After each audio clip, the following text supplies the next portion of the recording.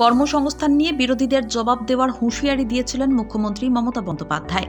তার 24 ঘণ্টা কাটার আগেই সব দপ্তরকে লিখিত নির্দেশ মুখ্য সচিব ভগবতী প্রসাদ গোপালিক জানিয়েছেন 22শে জানুয়ারির মধ্যে রাজ্য সরকারের সর্বত্র নিয়োগের সবিস্তার তথ্য দিতে হবে বিভাগীয় প্রধানদের।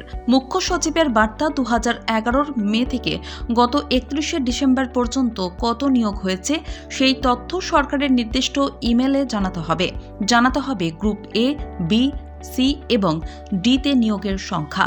চুক্তিভিত্তিক এবং অস্থায়ী কর্মীদের নিয়োগ তথ্যের পাশাপাশি অধ্যাপক, শিক্ষক, শিক্ষাকর্মী এবং অন্যান্য পদে কোথায় কত নিয়োগ হয়েছে দিতে হবে তার ব্যাখ্যাও।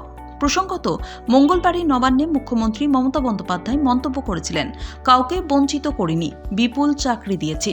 শুধু এমএসএমইতেই 1,15,00,000 লোক চাকরি পেয়েছেন। যারা বড় বড় কথা বলছে তাদের থোতামুখ ভোতা করে দেব। কেন্দ্রে 40% বেকারত্ব বেড়েছে, আমাদের 40% দরিদ্র কমেছে। কর্মচারী সংগঠনগুলির অনেকের দাবি, দীর্ঘদিন রাজ্যে স্থায়ী নিয়োগ নেই, পড়ে রয়েছে বহু শূন্য পদ।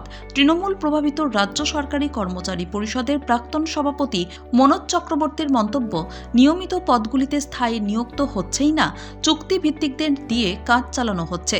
স্থায়ী নিয়োগের পাশাপাশি তাঁদের যোগ্যতা অনুযায়ী স্থায়ীকরণও প্রয়োজন, না হলে সংশ্লিষ্টদের ভবিষ্যৎ প্রশ্নের মুখে পড়ছে। সরকারি সূত্রের দাবি, বিগত বেশ কয়েকটি মন্ত্রিসভার বৈঠকে বহু নিয়োগের ছাড়পত্র দেওয়া হয়েছে, তাতে পূরণ করা যাবে হাজার হাজার শূন্য পদ। রাজনৈতিক পর্যবেক্ষকদের মতে, লোকসভা ভোটের আগে সরকারের এই নিয়োগ তথ্য রাজনৈতিক প্রচারের অন্যতম হাতিয়ার হয়ে উঠতে পারে তৃণমূলের।